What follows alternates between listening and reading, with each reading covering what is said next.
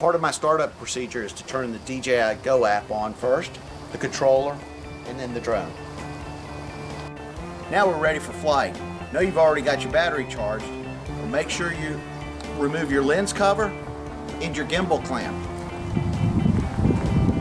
And set your drone on a level surface.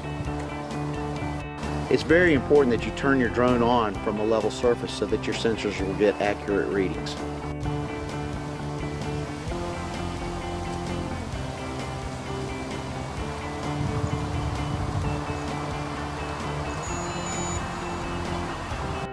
Liftoff.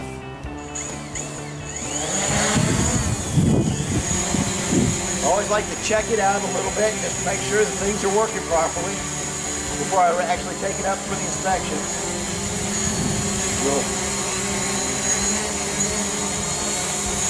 Here we go.